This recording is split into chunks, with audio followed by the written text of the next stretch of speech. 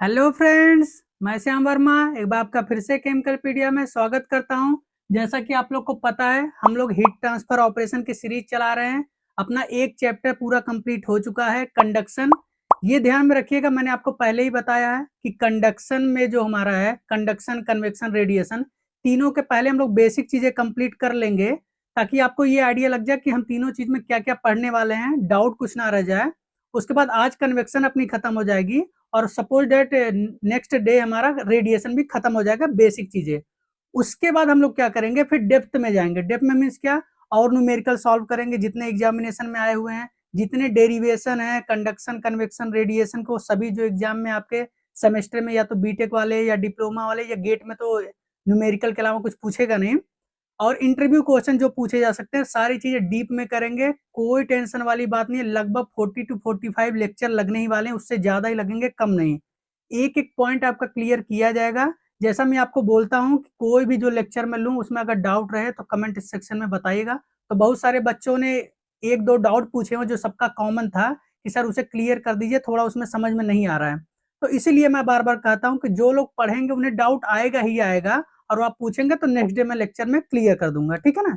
तो चलिए शुरू करेंगे। तो आज क्या क्या हम लोग बात करेंगे, जैसा आपको पता मैं टॉपिक हमेशा लिखता हूँ। जैसे आज डाउट क्वेश्चन पहले कर लेते हैं, जो कल के लेक्चर में लोग कुछ परेशानी हो रही थी उसको पहले सॉल्व कर लेंगे, विद इन 2 मिनट्स में हो जाएगा। उसके बाद आज हम लोग बात करेंगे इंट्रोडक्शन ऑफ कन्वेक्शन, क्योंकि आपको पता है मोड ऑफ हीट ट्रांसफर में 3 होते हैं, कंडक्शन, कन्वेक्शन, रेडिएशन।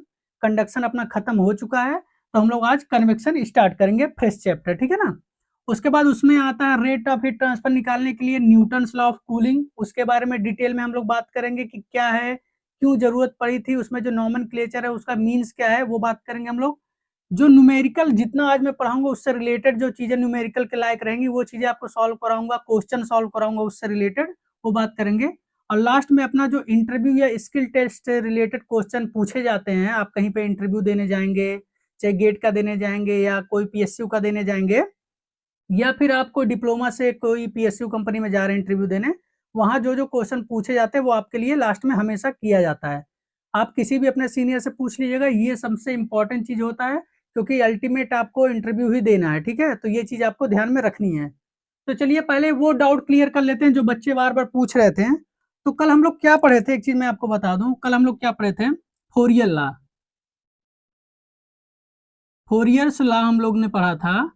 तो उसमें क्या था, डाउट लोग को क्या आ रहा है कि सर जो फोरियर लॉ का फॉर्मूला था उसमें जो निगेटिव साइन, जिसपे मैं बहुत ज्यादा फोर्स कर रहा था आप लोग को समझने के लिए, कि जो निगेटिव साइन है कुछ बच्चों को नहीं समझ में आया सर हमने क्यों लगाया। तो और आज थोड़ा सा बेसिक और टर्म करके समझाता हूँ आप लोग को कि क्या होगा। सपोज करो एक प्लेट था अपना, ठीक है ना, मेटल का प्लेट था। एक साइड के सरफेस का टेम्परेचर T1 और दूसरे साइड के सरफेस का टेम्परेचर T2 था, और जो हीट ट्रांसफर हो रहा था कुछ इस तरीके से हो रहा था, ठीक है ना। क्योंकि जैसे जैसे हम लोग यहाँ थिकनेस समझ लो dx है या डेल्टा x मान लेते हैं, ठीक है ना। जैसे जैसे हम लोग आगे बढ़ रहे हैं वैसे वैसे टेम्परेचर कम होता जा रहा है। तो ये टेम्परेचर का प्रोफाइल है, मतलब हीट ट्रांसफर का प्रोफाइल है, ठीक है। ये हमारा बेसिक हो गया। इसका सरफेस एरिया जो था A था, ठीक, इसमें कोई डाउट नहीं है ना। हमने फार्मूला जो निकाला था वो क्या निकाला था, heat flux is directly proportional to क्या था, टेम्परेचर ग्रेडियंट, ये हमने निकाला था ना। इसमें तो कोई डाउट नहीं होगा। अब इधर देखो क्या हो रहा है, हीट फ्लक्स को क्या लिखते थे, rate of heat transfer per unit area. इसमें भी कोई आपको दिक्कत नहीं है, प्रोपोर्शनल रहने दो, D T by D x आने दो इधर, ठीक है। यहाँ भी कोई दिक्कत नहीं। अब ए के उधर करो आप, Q proportional to A D T by D X. इसमें भी मुझे लगता है कोई दिक्कत आपको नहीं रही होगी। अब बात आता है कि ये प्रोपोर्शनलिटी का जो साइन हटाना है तो कुछ तो आपको कांस्टेंट लगाना पड़ेगा, ठीक है ना। तो Q इक्वल टू, इसको हटाते हैं, यहाँ K आ गया, के ए D T by D x, ठीक है ना। ये आ गया था हमारा एक फॉर्मूला, बेसिक बेसिक। तो क्वेश्चन आता ये क्या था, तो यहाँ पर हमारा क्या था, थर्मल कंडक्टिविटी, थर्मल कंडक्टिविटी, ठीक है ना। यहां तक तो मुझे नहीं लगता कि एकदम स्मॉल से स्मॉल बच्चा कर लेगा। क्वेश्चन अब आया कि सर आपने नेक्स्ट जो लिखा अब यहाँ Q इक्वल टू माइनस के ए D T by D x, ठीक है। ये जो मैंने लिखा था फार्मूला थर्मल का, इसका फोरियर्स लॉ का, तो अब क्वेश्चन है कि ये हमने माइनस यहाँ पे क्यों लगाया, ठीक है ना। क्या जरूरत पड़ी थी यहाँ माइनस लगाने की, क्योंकि यहाँ तो नहीं था। अब वही हम लोग समझने की कोशिश करते हैं। जैसे जैसे हम लोग आगे बढ़ रहे हैं, जैसे जैसे थिकनेस बढ़ रही है, टेम्परेचर कम होता जा रहा है। ग्राफ से आप देख रहे हैं ना, ग्राफ से ऐसे समझो, ग्राफ कोई भी चीज अगर इस तरह से रिप्रेजेंट हो रहा है मीन्स ये वैल्यू हाइयर है, ये वैल्यू लोअर है, ये तो आपको कोई डाउट नहीं है ना। तो अब समझते हैं हम लोग क्या हुआ। यहाँ टेम्परेचर हमने यहाँ क्या देखा, dt था, dt means temperature difference, temperature difference. और टेम्परेचर डिफरेंस कैसे निकाला जाता है, फाइनल माइनस इनिशियल। तो यहाँ देखो dt इक्वल टू क्या लिख सकते हैं, फाइनल टेम्परेचर क्या है, ये तो इनिशियल टेम्परेचर था हाइयर, जैसे जैसे गया टेम्परेचर कम होता गया, T2 आ गया, तो T2 माइनस T1, इसमें तो कोई डाउट नहीं है। सपोज करो आपको समझाने के लिए, यहाँ पहले हमारा 100 डिग्री सेंटीग्रेड टेम्परेचर था, बाद में इधर हमारा 50 डिग्री आ गया क्योंकि कम हो गया ना। तो यहाँ क्या लिख सकते हैं, देखो 50 माइनस तो है ही, दूसरा टेम्परेचर कितना है 100, ये है ना हमारा, इसमें तो कोई डाउट नहीं। तो कितना आ गया dt, टेम्परेचर डिफरेंस कितना आ गया, -50 डिग्री सेंटीग्रेड ना, -50 डिग्री सेंटीग्रेड आ गया ना। अब देखो यही, और क्योंकि dx हमारा क्या है, डेल dx जो है वो तो हमेशा पॉजिटिव ही रहेगा ना, क्योंकि ऐसा नहीं है ना डिस्टेंस निगेटिव में आ जाएगा। आप मिनिमम से मिनिमम डिस्टेंस लीजिए तो कुछ ना कुछ तो रहेगा, ऐसा तो नहीं जाएगा -2 मीटर डिस्टेंस हो गया, ऐसा नहीं। तो ये पॉजिटिव, तो यहाँ वैल्यू रखो क्या होगा, q इक्वल टू के ए, ये निगेटिव हो गया और ये पॉजिटिव हो गया, ठीक है ना। तो टोटल वैल्यू मिला के कितना होगा, अगर ये एक भी निगेटिव हो गया तो टोटल वैल्यू निगेटिव हो गया ना, तो Q इक्वल टू निगेटिव, अगर ये वैल्यू पूरा निगेटिव हो गया तो मतलब rate of heat transfer negative हो गया। अब देखो हीट ट्रांसफर इस डायरेक्शन में हो रहा है और rate of heat transfer negative आ गया, मतलब उसका डायरेक्शन अपोजिट हो जाएगा ना, हीट ट्रांसफर इधर होगा, direction heat rate of heat transfer का इधर हो जाएगा, क्योंकि साइन सिर्फ यही बताता है, अगर पॉजिटिव उतर रहता है तो मतलब दोनों की डायरेक्शन एक साइड है, निगेटिव हो गया तो मतलब हीट ट्रांसफर इधर हो रहा है, रेट ऑफ हीट ट्रांसफर की डायरेक्शन यही है। ये आपका सिर्फ डायरेक्शन बताता है कि कैसे डायरेक्शन जा रहा है। तो इसी को पॉजिटिव बनाने के लिए, इधर हम लोग करने के लिए सिर्फ यहाँ पर हम लोग माइनस साइन लगा देते हैं, कि जैसे ही यहाँ पे माइनस हम लोग लगाएंगे तो ये वाली माइनस और ये वाली माइनस मिलके प्लस बन जाएगा, ठीक है ना। समझ में आया, माइनस आ रहा था टेम्परेचर डिफरेंस के कारण, उसी को पॉजिटिव बनाने के लिए हमने यहाँ पे माइनस साइन लगा दिया था, कि minus into minus equal two plus होता, हम लोग को पता है, ठीक है। बस इतना ही आप लोग को बताना था कि जैसे सर जैसे जैसे थिकनेस बढ़ती जाती है या जैसे जैसे डिस्टेंस बढ़ती जाती है हमारा टेम्परेचर कम होता जाता है, तो टेम्परेचर कम होने से जब हम टेम्परेचर डिफरेंस निकालते हैं तो वो निगेटिव आ जाता है, और निगेटिव साइन को हटाने के लिए हम लोग ही माइनस साइन ऐड कर देते हैं, जिससे rate of heat transfer positive आए, ताकि उसकी डायरेक्शन और रेट की हीट ट्रांसफर की डायरेक्शन सेम हो जाए, ठीक है ना। अब उम्मीद करता हूँ आपको चीजें समझ में आ गई होंगी, तो इसको मिटाते हैं। ऐसे ही आप लोग क्वेश्चन जब समझ समझ के पूछेंगे ना, तो मुझे भी लगेगा कि हाँ आप लोग आराम से चीजें नोट डाउन करते हुए पढ़ रहे हैं, तब हमें भी लगा कि हम इतना मेहनत कर रहे हैं तो जो उसका रिजल्ट आ रहा है वो भी प्रोडक्टिव आ रहा है, लोगों को समझ में आ रही है चीजें, ठीक है। अब बढ़ते हैं अपने मेन टॉपिक की तरफ, जो आज हमारा चैप्टर शुरू होने वाला है कन्वेक्शन, उसकी तरफ बढ़ते हैं कि क्या बात कर रहा है, ठीक है। कन्वेक्शन की तरफ देखते हैं। तो कन्वेक्शन में हम लोग क्या बात करने वाले, ये टॉपिक तो हमारा आज डाउट का सेशन तो खत्म हुआ, इंट्रोडक्शन की बात करते हैं हम लोग कन्वेक्शन का। तो चलिए देखते हैं कन्वेक्शन मतलब इसको क्या बोल सकते हैं हिंदी में, संवहन, ठीक है। ठीक है, तो जैसे हम लोग को पता है कि हम लोग जब कंडक्शन की बात किए थे तो उसमें कुछ मीडियम की जरूरत पड़ी थी। कंडक्शन में हम लोग को क्या पता चला था, कंडक्शन में हम लोग को क्या पता चला था कि इसमें मीडियम की रिक्वायरमेंट होती है, और कौन सा मीडियम में मोस्टली ये होता है, कंडक्शन पाया जाता है, मोस्टली मैंने बोला था सॉलिड्स में, मोस्टली सॉलिड्स में। इसका मीन्स ये नहीं होता कि ये लिक्विड और गैस में नहीं पाया जाता, इसमें भी पाया जाता है, बट इसका अमाउंट कम होता है। सपोज करो 99% सॉलिड में होता है, तो 1% हमारा लिक्विड एंड गैस में भी पाया जाता है। तो अगर आपसे ऑब्जेक्टिव कहीं क्वेश्चन पूछे क्या कंडक्शन सिर्फ सॉलिड में पाया जाता है, तो आंसर गलत हो जाएगा।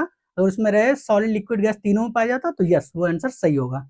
मोस्टली लोग को आप देखोगे कंडक्शन का नाम देते हैं सिर्फ सॉलिड की बात करते हैं, बट नहीं, लिक्विड एंड गैस में भी पाया जाता है, बस इसका एक अमाउंट कम होता है, ठीक है। तो सेम ऐसे कन्वेक्शन में भी हमारा मीडियम रिक्वायरमेंट होता है, मीडियम की जरूरत है, मीडियम की जरूरत होती है। वो मीडियम कौन कौन सा होता है, मैंने पहले दिन आपको बताया था।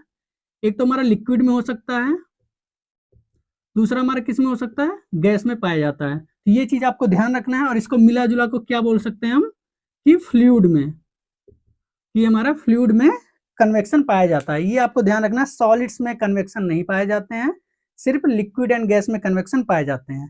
तो अब क्वेश्चन आता है कि सर थोड़ा डिफिनीशन बता दीजिए, कन्वेक्शन का क्या डिफिनीशन है जो हमें जानना चाहिए।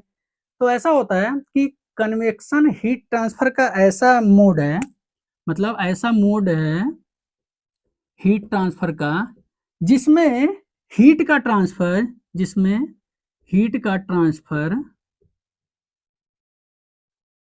सॉलिड सरफेस से उसके एडजेसेंट लिक्विड या गैस में होता है। ठीक है ना, कोई डाउट? मैं सारी चीज आपको बताऊंगा, दो चीजें इसमें से आपको समझने लायक रहेंगी। एक तो आपको सॉलिड सरफेस यहाँ समझना रहेगा, किस सॉलिड सरफेस की बात हम लोग कर रहे हैं। एक एडजेसेंट मींस क्या होता है वो बता दीजिए सर, और लिक्विड गैस तो आप जानते हैं, फिर भी इसके बारे में बात कर लेंगे। तो सिंपल डिफिनेशन की बात हम लोग करें, अगर आपको लिखना है कहीं पे, तो कन्वेक्शन हीट ट्रांसफर का ऐसा मेथड है, ऐसा मोड है जिसमें हीट का ट्रांसफर सॉलिड सरफेस से एडजेसेंट, मतलब उसके जो पास वाली चीजें हैं, एडजेसेंट लिक्विड या गैस में होता है, उसे बोलते हैं कन्वेक्शन संवहन। ठीक है ना, तो मैंने बता दिया इसके लिए हमें मीडियम की रिक्वायरमेंट होती है, विदाउट मीडियम ये नहीं हो सकता, तो लिक्विड या गैस हमें चाहिए ही चाहिए। आप इसका डिफिनेशन आप कॉपी में जरूर नोट कर लीजिएगा।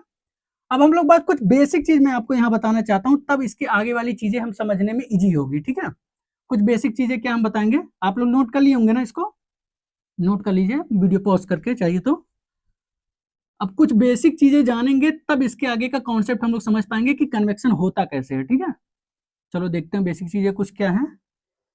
जैसे बचपन से एक फार्मूला हमने पढ़ा है, क्या पढ़ा है, घनत्व equal to mass upon volume, मतलब घनत्व इक्वल टू द्रव्यमान डिवाइड बाई आयतन। ये तो हम लोग पढ़ते आए हैं बचपन से, इसमें तो कोई दिक्कत नहीं है ना आपको। Density equal to mass upon volume. अब एक चीज बताओ आप, कि जब कहीं पर आप देखते हो, लेकिन केस बात हो रही है लिक्विड और गैस के लिए, ठीक है ना, लिक्विड एंड गैस के केस में बात हो रही है, जब कहीं पर आप टेम्परेचर बढ़ा देते हो लिक्विड और गैस का, तो क्या आपको देखने को मिलता है, आप बताओ। एक कंटेनर में सपोज करो लिक्विड था, ठीक है ना, यहाँ लिक्विड था, इसको बर्नर के थ्रू आपने इसका टेम्परेचर बढ़ा दिया, तो क्या चीज आपको सबसे पहले क्या देखने को मिलेगा, जैसे इसके मॉलिक्यूल्स इस टेम्परेचर को लेंगे, उनके अंदर जो बॉन्ड बना रहेगा, एक दूसरे से बॉन्ड के थ्रू जुड़े होते हैं ना मॉलिक्यूल्स, उनके अंदर जो बॉन्ड होगा, सपोज करो ऐसे ऐसे जुड़े हुए हैं, तो ब्रेक होने लगेगा बॉन्ड ब्रेक होगा तो मॉलिक्यूल दूर दूर जाएंगे। दूर दूर जाने के मीन्स क्या, पहले इतने एरिया में मॉलिक्यूल्स थे सपोज करो, जब इनके बॉन्ड ब्रेक हो गए तो दूर दूर चले जाएंगे, इतने एरिया में पहुंच गए वो, तो इससे क्या हो गया कि वॉल्यूम बढ़ गया। इसमें तो कोई दिक्कत नहीं है, बचपन से पढ़ते आ रहे हैं। तो जब हम टेम्परेचर बढ़ाते हैं तो लिक्विड और गैस का वॉल्यूम बढ़ जाता है। इतना बेसिक तरीके से मैं समझाने की कोशिश कर रहा हूं कि इतना बेसिक आप देख ही नहीं पाए, सोचेंगे क्या ही पढ़ा रहे इतना बेसिक। ठीक है, बट वो बच्चे जो कभी नहीं पढ़े हैं तो उन्हें बेसिक से एडवांस तक लेके जाना मुझे। ठीक, टेम्परेचर बढ़ाया, लिक्विड या गैस का वॉल्यूम बढ़ गया। अब एक चीज यहाँ फार्मूले देखो, जब किसी चीज का वॉल्यूम बढ़ता है तो इनवर्सली प्रोपोर्शनल है, तो डेंसिटी क्या हो जाएगी, कम हो जाएगी। तो यहाँ पर डेंसिटी क्या हो गई, कम हो गई ना, मतलब घनत्व तो कम। अब सोचो ना, इतने एरिया में मॉलिक्यूल्स आ गए हैं और पहले कहाँ इतने एरिया में थे, तो यहाँ कंजेस्टेड ज्यादा था ना, मॉलिक्यूल पास पास एकदम बैठे थे। जैसे ही वॉल्यूम बढ़ गया मॉलिक्यूल दूर दूर हो गए, तो उसका वो आपका क्या होगा, डेंसिटी कम होगी ना, आप तो पास पास नहीं रह गए ना, दूर दूर हो गए, तो डेंसिटी घनत्व तो कम हो गया। ये चीज आप नोट करके रखिएगा, ये आपको यहाँ काम आएगा, समझ लो एक बहुत इंपॉर्टेंट चीज है जो आपको यहाँ काम आने वाला है। अब हम थोड़ा इसका एग्जाम्पल आप लोग को देते हैं तो आप और समझ पाओगे कि हमारे रियल लाइफ में इसका कहाँ एप्लीकेशन है, कैसे होता है। हम देखते डेली हैं, बट कहाँ एक्चुअल में होता है उसको हम लोग समझ लेते हैं। जैसे एग्जाम्पल समझते हैं हम लोग, कहाँ का ऐसा होता होगा।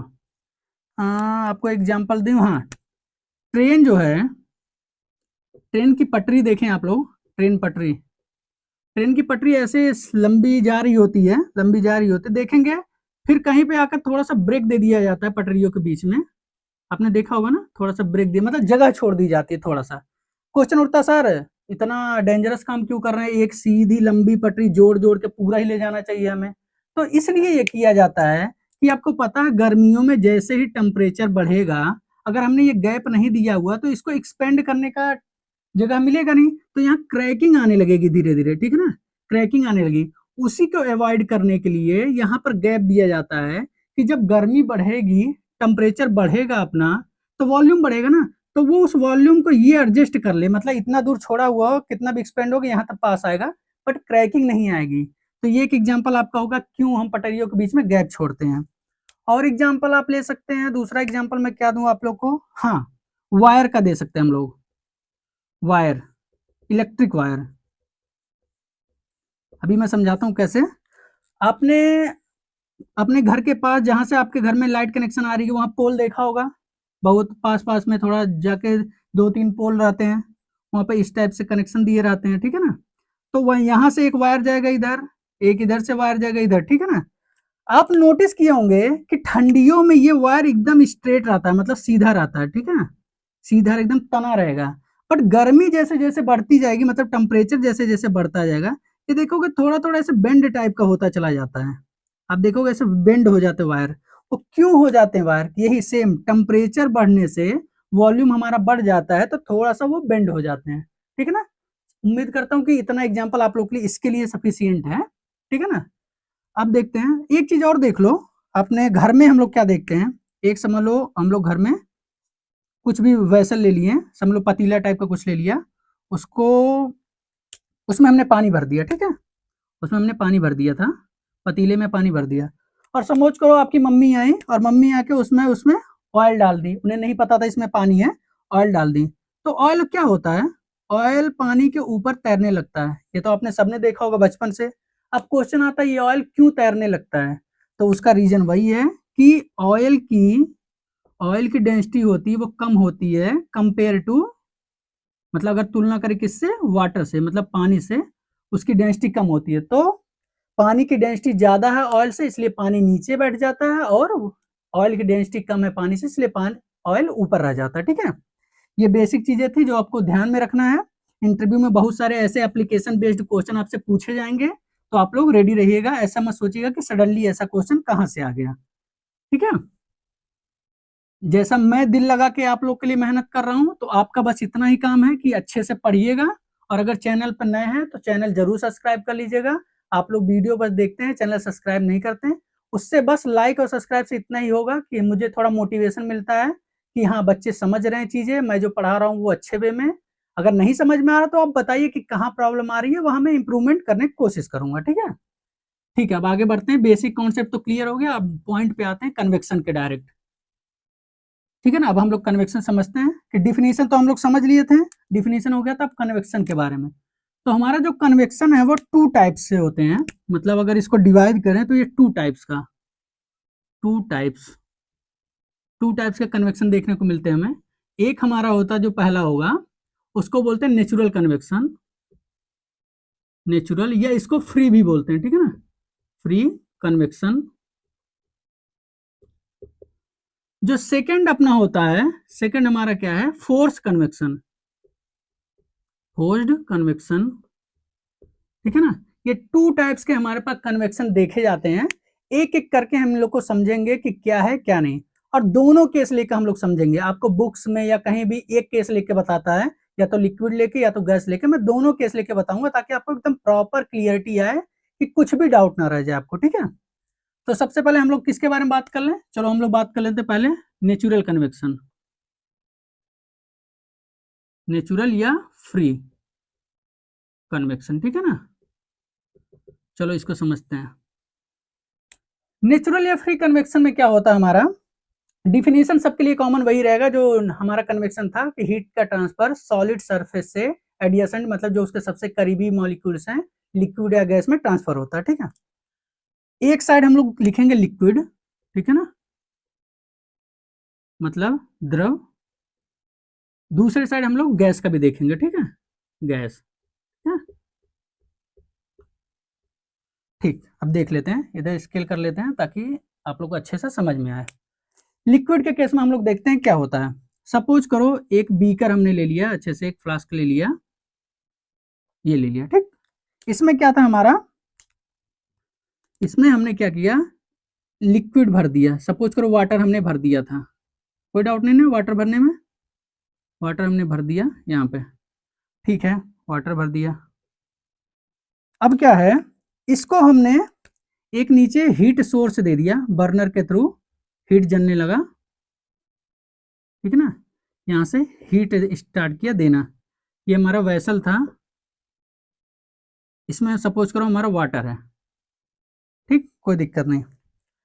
अब क्या करेगा ये कि जब हीट करेंगे तो सबसे पहले क्या होगा कि हमारा जो ये सॉलिड वाला मेटल प्लेट है वो गर्म होना स्टार्ट होगा, इसमें कोई डाउट नहीं ना। जो हीट लगेगा तो सबसे पहले जो सॉलिड प्लेट्स है वो गर्म होना स्टार्ट होगा, सपोज करो गर्म हो गया।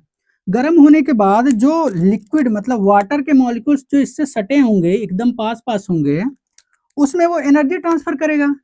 यहाँ के जो मॉलिक्यूल्स होंगे इस वाले में एनर्जी ट्रांसफर करना शुरू कर देंगे, एनर्जी ट्रांसफर करना शुरू कर देंगे तो इसका क्या हो जाएगा, टेम्परेचर बढ़ जाएगा, उस मॉलिक्यूल जो सटे हुए मॉलिक्यूल से उनका टेम्परेचर बढ़ जाएगा। अब जैसे ही टेम्परेचर बढ़ेगा तो मैंने आपको क्या एक चीज बताया था, टेम्परेचर बढ़ने से वॉल्यूम बढ़ता है और वॉल्यूम बढ़ने से डेंसिटी कम हो जाती है, ये चीज मैंने बोला था नोट करने को। अब सपोज करो यहाँ पे टेम्परेचर मॉलिक्यूल का बढ़ गया तो उसकी डेंसिटी कम हो जाएगी ना, तो जो ये मॉलिक्यूल्स था, ये पास वाले मॉलिक्यूल्स, इनकी डेंसिटी कम हो गई, और डेंसिटी कम होने से आपको पता है उत्प्लावन बल ऊपर की तरफ लगता है जिससे ऊपर जाएगी। तो ये जो मॉलिक्यूल्स हैं वो ऊपर जाना स्टार्ट कर दिया, एक मॉलिक्यूल्स को पकड़ के चलिए, ये ऊपर गया, क्योंकि ये टेम्परेचर बढ़ गया था तो हल्का हो गया था तो ऊपर चला गया गर्म। अब जो ऊपर मॉलिक्यूल्स है ये सब, इनका टेम्परेचर तो अभी ज्यादा है, कंपेयर टू कम है ना टेम्परेचर, मतलब ये भारी है, तो ये वापस रिटर्न होके उसके प्लेस पे वापस आ जाएंगे इधर, ठीक है ना। सेम ऐसा ही होगा, ये जो हीट हुआ ये ऊपर चला जाएगा और जो ऊपर ठंडा वाला मॉलिक्यूल्स है वो नीचे आ जाएगा। तो इसी तरह से बार बार बार बार यहाँ पर सर्कुलेशन स्टार्ट हो जाएगा, क्या हो जाएगा, सर्कुलेशन स्टार्ट, सर्कुलेशन, या इसको बोलते हैं मिक्सिंग भी स्टार्ट हो जाती है। एक बार फिर से समझाने की कोशिश करता हूँ, मैंने हीट सप्लाई दिया तो सबसे पहले क्या होगा, जो ये मेटल प्लेट्स होगा वो गर्म होगा, वो गर्म होगा तो उससे जो सटे हुए लिक्विड होंगे मतलब पानी के मॉलिक्यूल्स होंगे, पानी के मॉलिक्यूल्स वो गर्म होना स्टार्ट होंगे। जैसे गर्म होंगे उनकी डेंसिटी कम हो जाएगी, अब कोई चीज की डेंसिटी कम हो जाएगी तो ऊपर जाएगा ना उत्प्लावन बल से, तो ये मॉलिक्यूल्स ऊपर चला गया। और जो ऊपर वाले ठंडे मॉलिक्यूल्स थे क्योंकि उन्हें हीट मिली नहीं थी, उसका वेट ज्यादा है तो वो नीचे आ जाएंगे। तो सेम यही फिनोमिना कंटिन्यू कंटिन्यू कंटिन्यू चलती रहेगी और इसके अंदर हमारा हीट ट्रांसफर हो जाएगा। कहाँ से हीट ट्रांसफर होगा, ये इसमें, क्योंकि इसने हीट लिया था ना, मेटल इसने सारा हीट लिया तो इसका हीट ट्रांसफर उसमें हो जाएगा। ये होता हमारा नेचुरल, ठीक है। एक चीज ध्यान रखिएगा, एक कंडीशन इसमें होती है, अगर हमारा conduction conduction plus fluid motion, fluid motion है, ये एकदम पॉइंट आउट करके नोट करिएगा, बहुत ज्यादा जरूरी है, आपको हर जगह पे काम आने वाला ये चीज, ठीक है ना। अगर कन्वेक्शन में कंडक्शन प्लस फ्लूइड मोशन हो रहा है तभी उसको कन्वेक्शन बोलेंगे।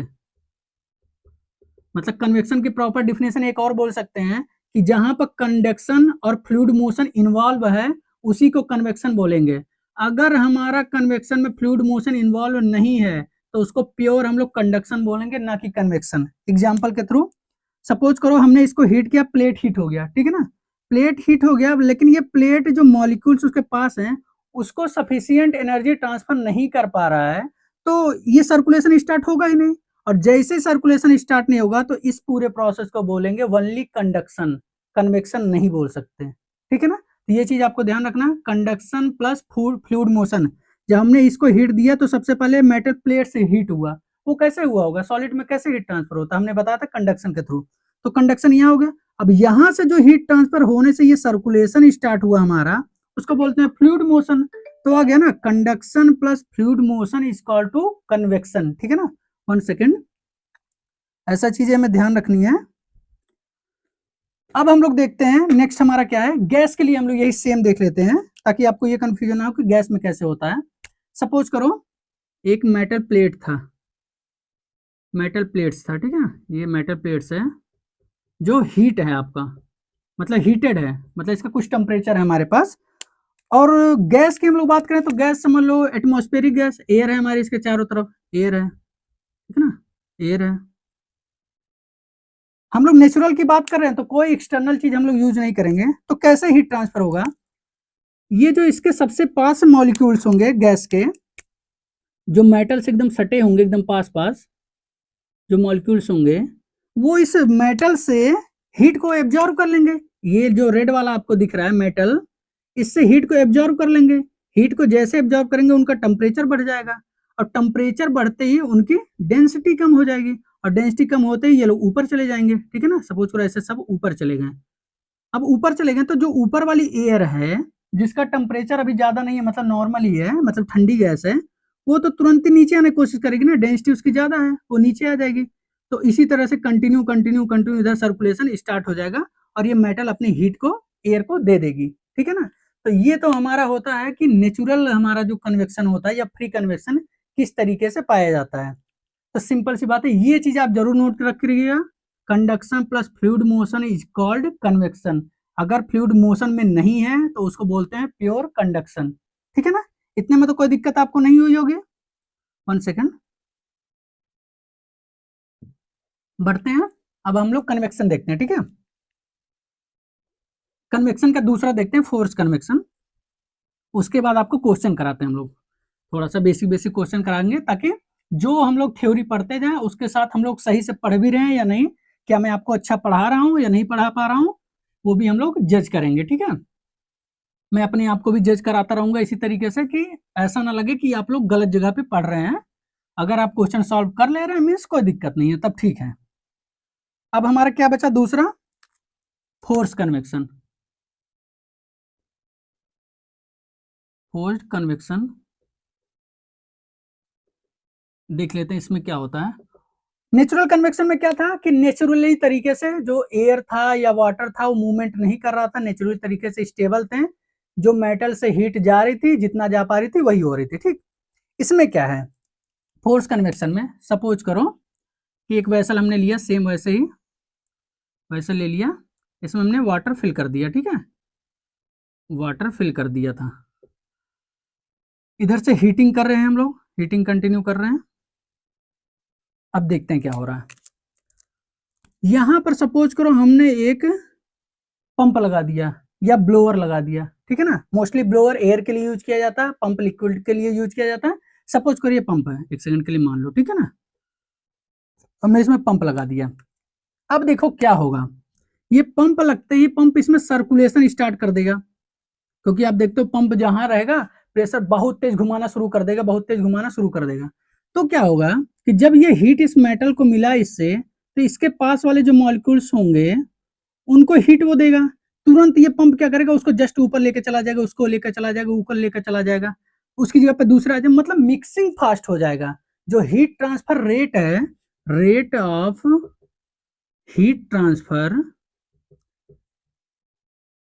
वो इंक्रीज हो जाएगा इसमें। ऐसा नहीं कि नेचुरल कन्वेक्शन में हीट ट्रांसफर नहीं हो रहा था, रेट ऑफ हीट ट्रांसफर नहीं जा रहा था, बट इसमें सर्कुलेशन बहुत तेजी से हो जा रहा है, क्योंकि आप एक्सटर्नल चीज डाल दिए ना, तो बहुत तेज मिक्सिंग करा रहा है, तो हीट ट्रांसफर रेट बढ़ जाएगा हमारा। ठीक, ये हमारा ऐसे होता है लिक्विड में। अगर गैस की भी नॉर्मली हम लोग बात करें सेम वैसे ही, तो सपोज करो ये हमारा मेटल प्लेट्स था, और कोई भी चीज ले लेते हैं, यहाँ हमारी गैस थी। ठीक है ना, ये हमारा गैस था, ये हमारा हीटेड है, ये हीटेड प्लेट। ठीक है, ये एयर है हमारा, और यहाँ पे हमने क्या किया, एक ब्लोअर लगा दिया। ब्लोअर मतलब फैन समझो, एक टाइप का फैन समझो कि वो फैन चला रहा है। तो ये क्या फैन क्या करेगा, जल्दी जल्दी एयर को सर्कुलेट करेगा। यहाँ जो इसके मॉलिक्यूल्स एयर के आएंगे, इस मेटल से एनर्जी लेंगे, डेंसिटी कम हो जाएगी, वो ऊपर जाएंगे, तुरंत ये फैन उसको आगे फेंक देगा, तब तक उसकी जगह पे नए आ जाएंगे मॉलिक्यूल्स, ये जल्दी ही हीट होगा, उसको बाहर फेंक देगा। तो मतलब सर्कुलेशन इससे बहुत तेज हो जाएगा एक्सटर्नल मीन से।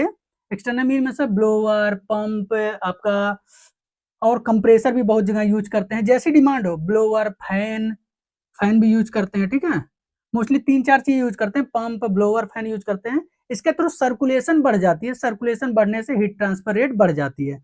अगर आपसे इंटरव्यू में क्वेश्चन कोई पूछे कि हीट ट्रांसफर रेट किस में ज्यादा होता है, नेचुरल नेचुरल कन्वेक्शन या फोर्स कन्वेक्शन, तो आप लोग का क्या जवाब होगा? मेरे हिसाब से आप जल्दी जल्दी आंसर दीजिए कि हीट ट्रांसफर रेट की बात करें कि किसमें हीट ट्रांसफर रेट ज्यादा पाया जाता है, नेचुरल कन्वेक्शन या फोर्स कन्वेक्शन में, आप क्या जवाब देंगे? बहुत ईजी है, मैंने दोनों चीज में डिफरेंस आपको बताया कि क्या होना चाहिए। तो इसका जो सही आंसर होगा, जो हमारा फोर्स कन्वेक्शन होगा उसमें हीट ट्रांसफर का रेट ज्यादा पाया जाता है, क्योंकि उसमें सर्कुलेशन फास्ट होता है। अब फास्ट होने से हीट ट्रांसफर जल्दी जल्दी होने लगते हैं, तो फोर्स कन्वेक्शन में हीट ट्रांसफर रेट हमारा ज्यादा पाया जाता है। ठीक, एक चीज आप लोग को और इंटरव्यू के लिए यहाँ बता देते हैं, बाद में तो मैं बताऊंगा, फिर भी बता देता हूँ कि natural convection and force convection, ठीक है ना, इसमें दोनों में क्या है, इनका ड्राइविंग फोर्स कभी कभी एग्जाम में पूछे जाते हैं कि दोनों का ड्राइविंग फोर्स क्या है। ड्राइविंग फोर्स, ड्राइविंग फोर्स मतलब किसके कारण ये होता है, ऐसा क्वेश्चन पूछते हैं। तो कोई भी हीट ट्रांसफर में अगर कंडक्शन, कन्वेक्शन, रेडिएशन पूछे तो आपको ड्राइविंग फोर्स तो हमेशा टेम्परेचर डिफरेंस ही बताना है, ठीक है ना, ये बात ध्यान रखना है। लेकिन अगर पूछे मतलब किसके कारण टेम्परेचर बढ़ने से क्या होता है, तो वो जरूर आपको बताना है। तो ड्राइविंग फोर्स बोलेंगे इसमें। नेचुरल कन्वेक्शन में ड्राइविंग फोर्स आपका क्या होता है, डेंसिटी डिफरेंस, डेंसिटी डिफरेंस, ठीक है ना, एकदम ध्यान रखना डेंसिटी डिफरेंस, क्योंकि आपको पता था जैसे ही टेम्परेचर बढ़ा था क्या कम हो गया था, तो डेंसिटी, इसी डेंसिटी के कारण जो मॉलिक्यूल से हल्के हो गए वो ऊपर चले गए थे। ठीक, डाउट नहीं है ना। फोर्स कन्वेक्शन में हमारा क्या होता है, driving force, pressure difference, pressure difference, क्योंकि आपको पता है जब इधर मैंने पंप लगाया तो कोई भी फ्लूइड का फ्लो कैसे होता है, फ्लूइड का फ्लो, फ्लूइड फ्लो कैसे होता है, हमेशा हाई प्रेशर, हाई प्रेशर से लो प्रेशर की तरफ, ठीक है ना। जितनी बातें मैं बता रहा हूँ एक एक पॉइंट, वो सब कुछ आपके एग्जाम में पूछे जाने वाले हैं। ऐसा मत सोचिए मैं सिर्फ समझाने के लिए कर रहा हूँ, सब कुछ आप नोट करते जाइएगा अपने कॉपी में, एक एक पॉइंट जो मेरी आज तक की पढ़ाई है सबका नॉलेज है ये, ठीक है ना। तो जो मैं एकदम बेसिक से बेसिक चीजें सोचता हूँ कि ये डाउट बच्चे को ना रहे कि ये नहीं पता था इसलिए वो सॉल्व नहीं कर पाया, तो हर चीज पता होनी चाहिए। फ्लूइड फ्लो कैसे होता है, high pressure to low pressure. तो इसमें क्या हुआ, जब जहां से पंप लग रहा था वहां प्रेशर ज्यादा रहेगा और फेंकेगा कहाँ, लो प्रेशर की तरफ, ठीक है ना। तो इसलिए क्या होता है, ब्लोअर क्या हुआ, इधर प्रेशर ज्यादा इधर प्रेशर लो, जल्दी जल्दी भेजना शुरू कर देगा। तो इसका ड्राइविंग फोर्स प्रेशर डिफरेंस हो गया फोर्स कन्वेक्शन का, और नेचुरल कन्वेक्शन का डेंसिटी डिफरेंस आपका देखने को मिला है। ठीक, अब हम लोग क्या करें, कुछ क्वेश्चन कर लें, पहले थ्योरेटिकल वाले क्वेश्चन फिर न्यूमेरिकल वाले, ठीक है। नोट डाउन कर लिया था ना आप लोगों ने, नहीं तो वीडियो पॉज करके स्क्रीनशॉट आप ले लीजिए। बट स्क्रीनशॉट वाली आदत मत डालिए आप लोग, क्योंकि वो आपके मोबाइल की गैलरी में ही रह जाएंगे, कभी आप नोट डाउन नहीं कर पाएंगे। तुरंत के तुरंत जो काम कर लेंगे लाइफ में वही बस हो पाता है, नहीं तो पीडीएफ भी हजारों सबके मोबाइल में पड़े होते हैं, आपके भी मेरे भी, ना मैं कभी पढ़ पाता ना आप कभी पढ़ पाएंगे। इसलिए हार्ड कॉपी हमेशा प्रीफर किया करिए। सॉफ्ट कॉपी ठीक है इमरजेंसी के लिए सही है, बट हार्ड कॉपी हमेशा अच्छी होती है, आपके सामने होती है, आप उसमें कुछ भी कर सकते हैं, ठीक है। ठीक है, बढ़ते हैं, थोड़ा क्वेश्चन भी आप लोग को देखेंगे। ऐसा कोई क्वेश्चन मैं गारंटी आपको देता हूं, ऐसा कोई क्वेश्चन बचेगा ही नहीं, चाहे वो पीएसयू के क्वेश्चन हो, चाहे गेट के क्वेश्चन हो, या इंटरव्यू के क्वेश्चन, जो आप सॉल्व नहीं कर पाए इतनी थ्योरी से, ठीक है। जहां तक हम पढ़े उतने तक ही क्वेश्चन देंगे, उसकी टेंशन मत लीजिए कि आप जितना नहीं पढ़ाए हैं वो भी क्वेश्चन देंगे, नॉर्मल क्वेश्चन देंगे।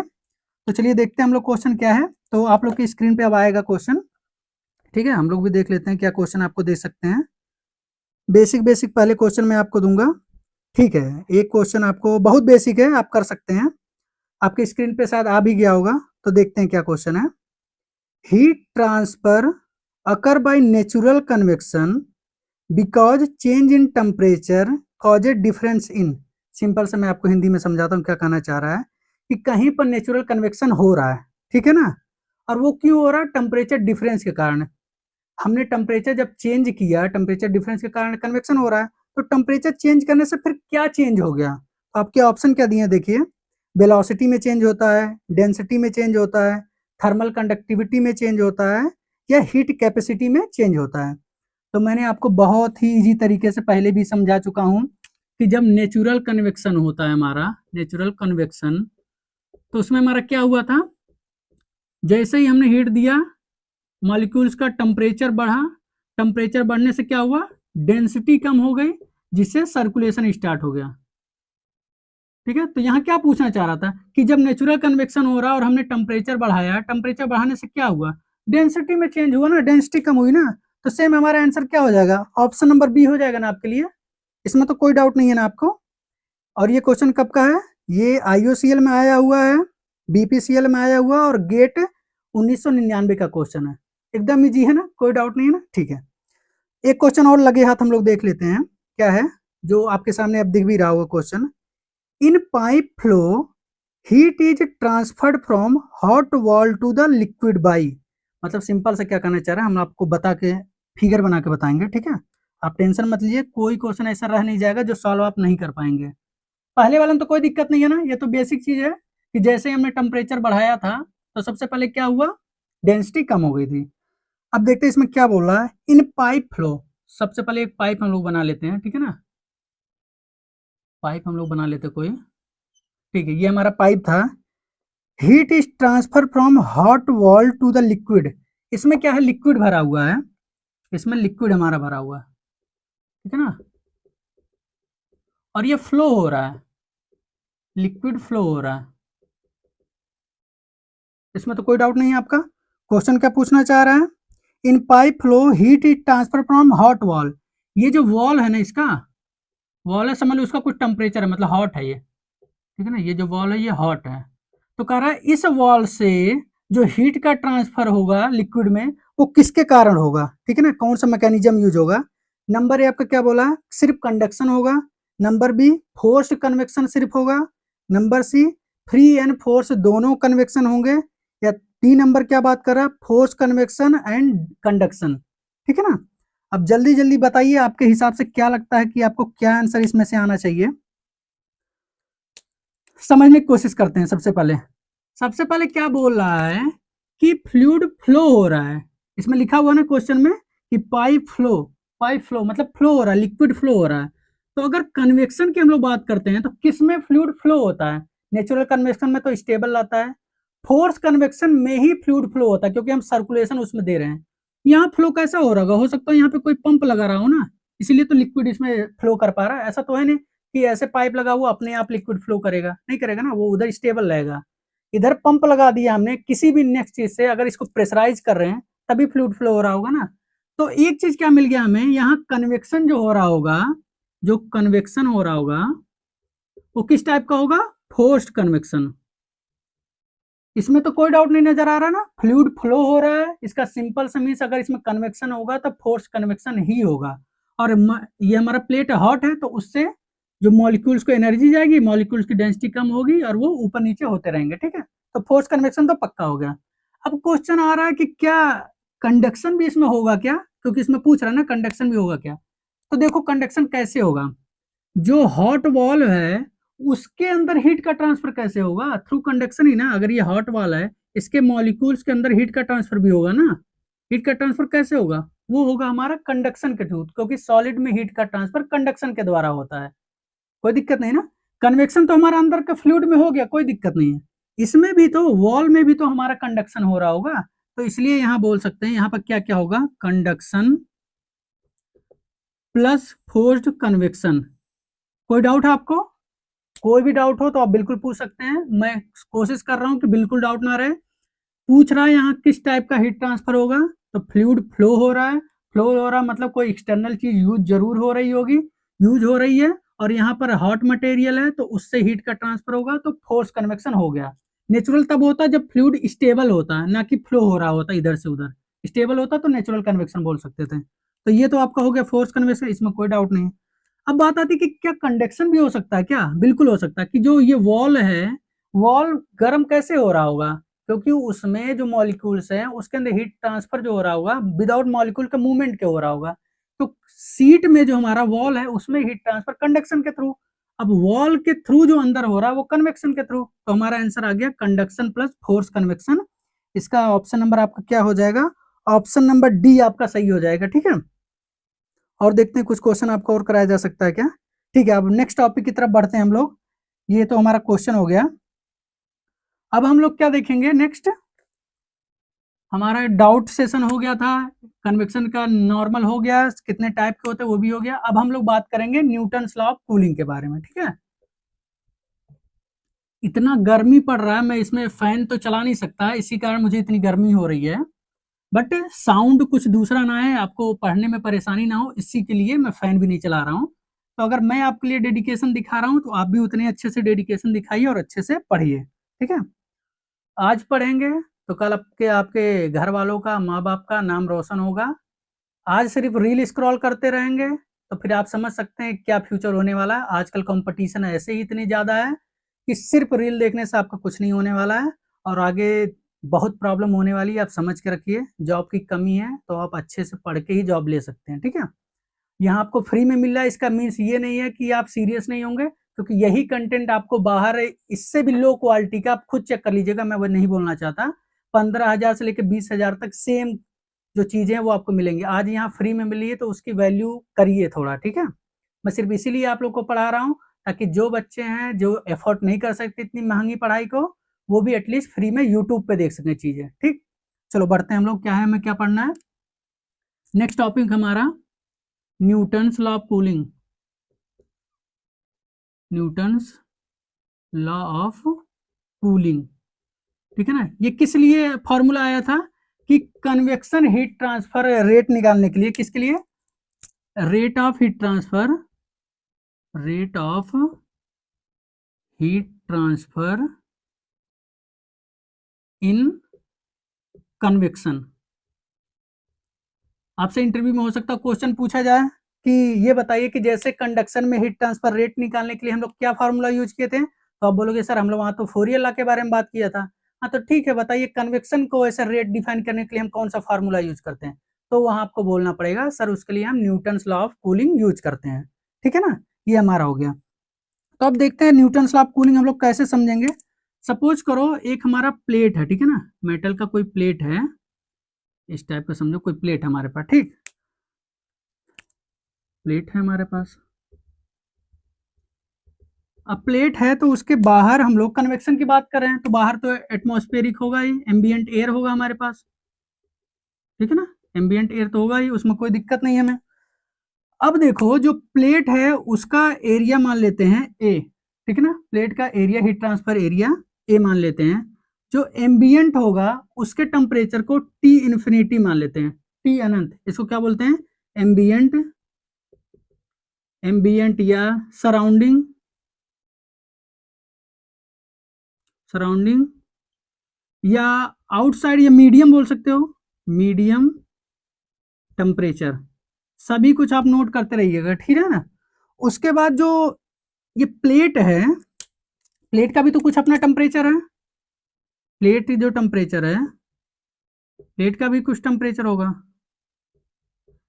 इसको बोलते हैं टी एस, ठीक है ना। टी एस जो प्लेट है हमारा, उसका जो सरफेस टेम्परेचर है, प्लेट सरफेस, प्लेट का सरफेस टेम्परेचर टीएस, ये एक इंपॉर्टेंट आपको ध्यान रखना है, एक ये इंपॉर्टेंट आपको ध्यान रखना है। अब इसी के बेस पे हम लोग डिफाइन करेंगे न्यूटन्स लॉ ऑफ कूलिंग। तो न्यूटन्स लॉ ऑफ कूलिंग क्या बोलता है कि जो रेट ऑफ हीट ट्रांसफर होता है वो आपका डायरेक्टली प्रोपोर्शनल होता है टेम्परेचर डिफरेंस के, rate of heat transfer directly proportional to temperature difference, ये बात करता है हमारा न्यूटन्स लॉ ऑफ कूलिंग, ठीक है ना। इसको एक्सपेंड करते हैं हम लोग फार्मूला, तो क्या हम लोग का आएगा, Q equal to H A delta T. ये भी आप याद रख सकते हैं, आपको बहुत ज्यादा एग्जाम में काम आने वाला है फार्मूला, हमेशा आपको याद रखना है। अब इसको एक्चुअल और फॉर्म में लाने के लिए हम लोग क्या करना पड़ेगा, इसको हम लोग नोट करेंगे, ठीक है ना। ये दो formula, Q equal to H A delta T को हम लोग क्या लिख सकते हैं, फाइनल माने इनिशियल, तो T S minus T infinity, ठीक है ना। अगर आप चाहें तो ए को भी ये लिख सकते हैं क्योंकि सरफेस का ही एरिया है, ठीक। तो ये फार्मूला आपको ध्यान में रखना ही रखना, सारे न्यूमेरिकल्स में आपको यही फार्मूला यूज होने वाले हैं, ठीक है ना। एग्जाम में भी हर चीज में आपको यही फार्मूला यूज होने वाला है। हर चीज के बारे में मैंने पहले ही बता दिया है। क्यू हमारा क्या है, rate of heat transfer, rate of heat transfer, ठीक है ना। एच हमने बता दिया है, आपका रेट को हमने एच को आपको बता दिया है, आपको क्या है टीएस भी बता दिया है, सरफेस टेम्परेचर हमने बताया है, टी इन्फिनिटी बताया है, एम्बियंट या सराउंडिंग या मीडियम टेम्परेचर बता दिया है, ये अपना हो गया, ठीक है ना। इतनी चीजें, हीट ट्रांसफर कोफिशिएंट के बारे में बात कर लें, हीट ट्रांसफर कोफिशिएंट, ठीक है ना। सारे टर्मिनोलॉजी हमने यहाँ से क्लियर कर लिया ना। अब एक चीज हमें यहाँ से ध्यान रखना है, जो एग्जाम में आपसे पूछे जाएंगे इनके यूनिट्स के बारे में। ठीक, तो ये आपने नोट कर लिया होगा ना। यही एक चीज और हम लोग देख लेते हैं, क्या देख लेते हैं, जो हमने पढ़ा है इनिशियल में कि heat transfer rate, rate of heat transfer, यहाँ से आपको क्या दिख रहा है, rate of heat transfer directly proportional है अपना हीट ट्रांसफर कोफिशिएंट के। यहाँ से दिख रहा है ना, यहाँ से आपको दिख रहा है ना, रेट ऑफ हीट ट्रांसफर और हीट ट्रांसफर कोफिशिएंट। यहाँ से एक कंक्लूजन हमारे क्या निकला है कि हीट ट्रांसफर रेट अगर बढ़ेगा तो हीट ट्रांसफर कोफिशिएंट भी बढ़ेगा, हीट ट्रांसफर रेट अगर कम होगा तो हीट ट्रांसफर कोफिशिएंट भी कम होगा, क्योंकि डायरेक्टली प्रोपोर्शनल है। यहाँ से एक क्वेश्चन क्या निकल के आता है आपके सामने, ये आप नोट करके रखिएगा कि heat transfer directly proportional to heat transfer coefficient. ठीक है, एक क्वेश्चन क्या निकल के आता है कि जो कंडक्शन है, ठीक है ना, हमारा जो कंडक्शन है, या सोच उसको छोड़ दो, हम लोग क्या बात करें इसके बारे में कि कन्वेक्शन, ठीक है ना, नेचुरल, अगर कन्वेक्शन की बात करते हैं, कन्वेक्शन में एक तो नेचुरल कन्वेक्शन था, एक हमारा फोर्स कन्वेक्शन था। ठीक है ना, नेचुरल कन्वेक्शन, फोर्स कन्वेक्शन, किसमें हमारा हीट ट्रांसफर रेट ज्यादा था, हीट ट्रांसफर रेट किसमें ज्यादा था, इसमें ज्यादा था हीट ट्रांसफर रेट हमारा। तो यहां से एक कंक्लूजन हम लोग क्या निकाल सकते हैं कि जब फोर्स कन्वेक्शन में हीट ट्रांसफर रेट ज्यादा था तो इसी में हमारा हीट ट्रांसफर कोफिशिएंट भी ज्यादा होगा। तो क्वेश्चन यहाँ ये बनता है कि नेचुरल कन्वेक्शन और फोर्स कन्वेक्शन में किसमें हीट ट्रांसफर कोफिशिएंट ज्यादा पाया जाता है। तो आप चुप मार के बता सकते हैं हीट ट्रांसफर कोफिशिएंट आपके फोर्स कन्वेक्शन में ज्यादा पाया जाता है। ये क्वेश्चन पूछे गए हैं 2-2 3-3 बार, बहुत डिफिकल्ट हो जाता है बच्चों को इतना हाई लेवल के डेप्थ में जाने के लिए। ठीक है ना, इसलिए मैं आपको बता रहा हूँ कि जहां रेट ऑफ हीट ट्रांसफर ज्यादा है या कम है, वहां हीट ट्रांसफर कोफिशिएंट भी ज्यादा या कम हो जाएगा, क्योंकि डायरेक्टली प्रोपोर्शनल है। और हम जानते हैं कि नेचुरल कन्वेक्शन और फोर्स कन्वेक्शन में किसका हीट ट्रांसफर रेट ज्यादा होता है, मैंने पहले ही बताया है कि फोर्स कन्वेक्शन का ज्यादा होता है। अब जब फोर्स कन्वेक्शन का हीट ट्रांसफर रेट ज्यादा हो गया तो फोर्स कन्वेक्शन का हमारा हीट ट्रांसफर कोफिशिएंट भी ज्यादा हो जाएगा। ठीक है ना, ये बेसिक चीज थी, आपको बिल्कुल ही जाननी है। एग्जाम में एक भी मैं छोड़ूंगा नहीं क्वेश्चन जो एग्जाम में आए हुए हैं जो या आ सकते हैं। ठीक है, अब हम लोग थोड़ा यूनिट्स के बारे में बात करें, जो एक क्वेश्चन तो आपका आना ही आना है अगर कन्वेक्शन से बात हो रही है, चाहे आपके सेमेस्टर एग्जाम हो वो भी यहाँ से पूछे जाएंगे, और कॉम्पिटिटिव एग्जामिनेशन की तो बात ही छोड़ो, वहां तो आना ही आना है। ठीक, अब देख लेते हैं क्या बात कर रहे हैं हम लोग यूनिट्स के बारे में।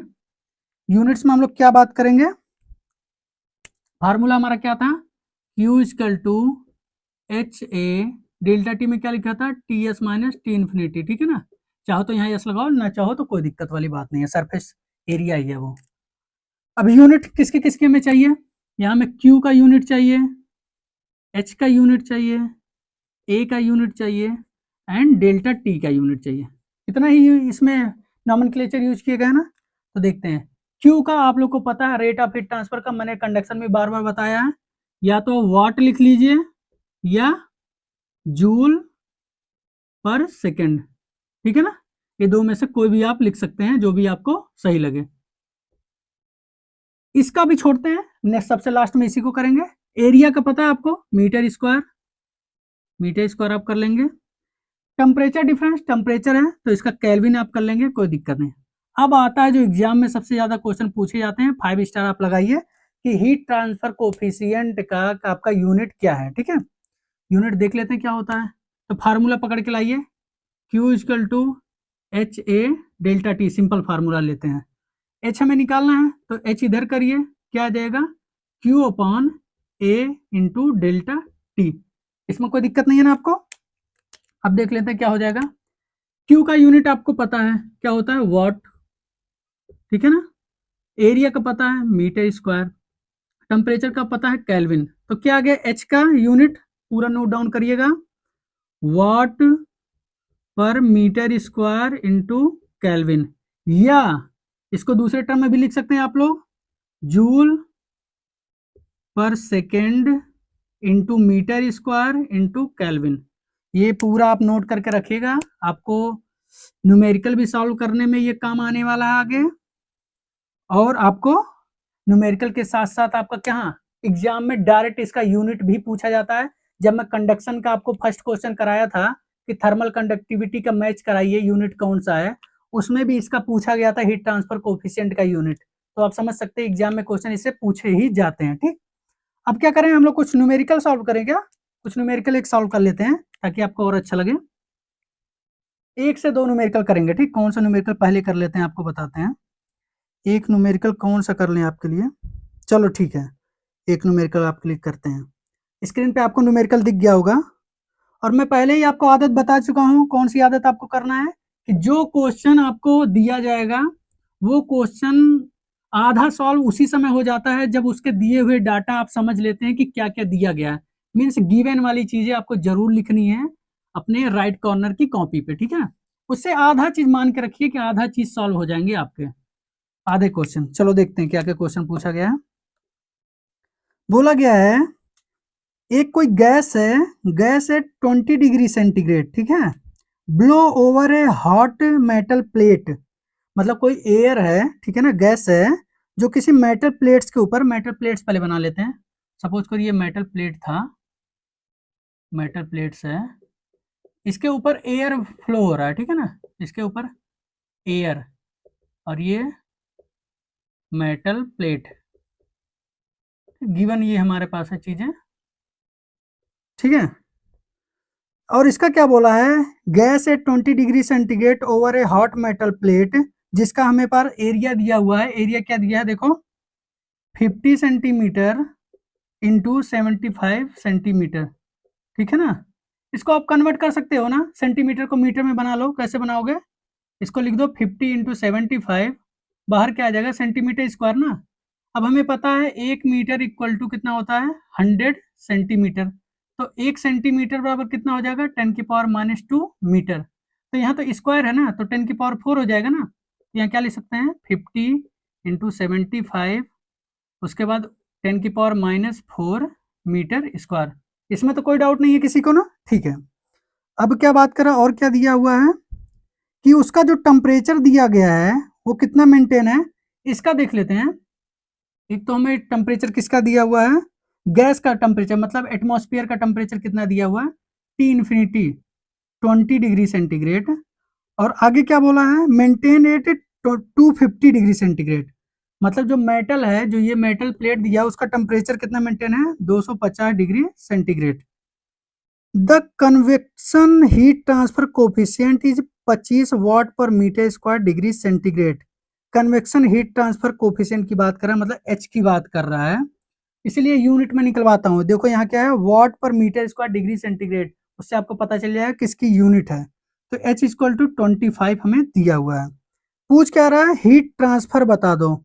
ब्रैकेट में क्या, किलो वाट लिखा हुआ है। इससे क्या पता चलता है, मतलब Q आपको निकाल के देना है। मीन्स यहाँ से आपको क्या निकाल के देना है, Q की वैल्यू आपको बता के देना, वो भी किसमें, किलो वाट में, वाट में नहीं।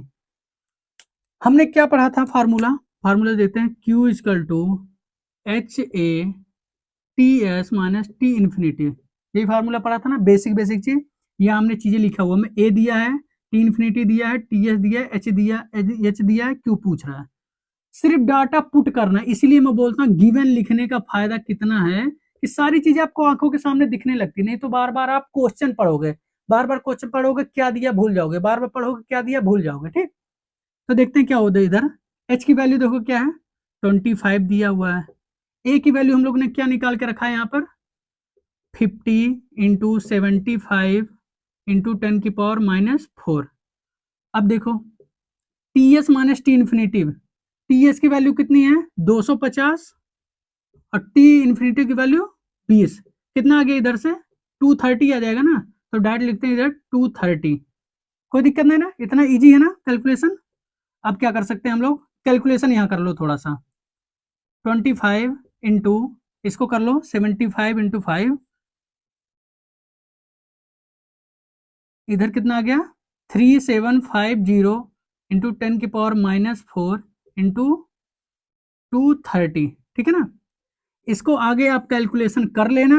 कैलकुलेशन करने के बाद मैं आपको बताता हूँ लगभग कितना आने वाला है, 2156 अप्रोक्सीमेट 2156,250 इंटू 10 की पावर -4, ठीक है ना।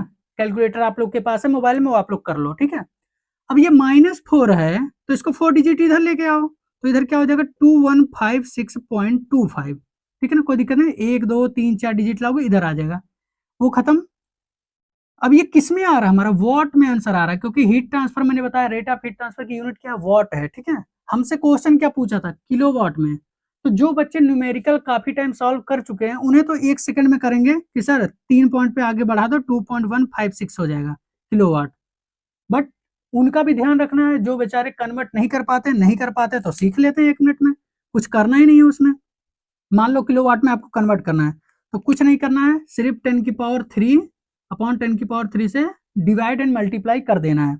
अब देखो 10 की पावर 3 एंड वाट, तो ये तो किलो वाट हो गया आपका, किलो वाट हो गया। अब इसको इधर नीचे लेके आओ, क्या हो जाएगा 2156.25 डिवाइड बाई 1000, इधर आपका किलो वाट हो गया। ये 3 डिजिट है, 3 डिजिट इधर आ जाएगा, 2.156 किलो वाट। ये हो गया आपका आंसर। इसमें कुछ भी आपको ना समझ में आया हो या तो वीडियो दोबारा देख लीजिए, मैं एक बार जल्दी जल्दी फिर से आपको रिपीट कर लेता हूँ। हमें दिया था एरिया, दिया था सेंटीमीटर में दिया था, तो उसे हमने मीटर में चेंज कर लिया, क्योंकि आपको पता है 1 मीटर इक्वल टू 100 सेंटीमीटर, और सेंटीमीटर को मीटर में करोगे तो माइनस में हो जाएगा। ठीक है, इतना आपको पता है। जब स्क्वायर सेंटीमीटर को मीटर में करते हैं तो यहाँ स्क्वायर इसमें भी आ जाएगा, -2 को -4 हो गया।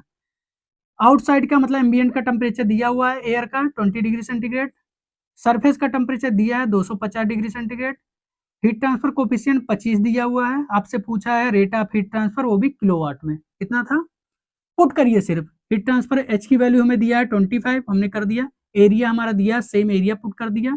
टेम्परेचर डिफरेंस हमें दिया हुआ था 230, हमने यहाँ कर दिया। सिर्फ कैलकुलेशन करना है, ध्यान रखिएगा आंसर वॉट में आएगा, लेकिन आपको किलोवाट में करना है। अगर आप डायरेक्टली जानते हैं तो 1000 पे आके कर देंगे, अगर नहीं जानते तो 1000 से मल्टीप्लाई एंड डिवाइड करके आंसर ले आएंगे। ठीक है ना, इतना तो हो गया।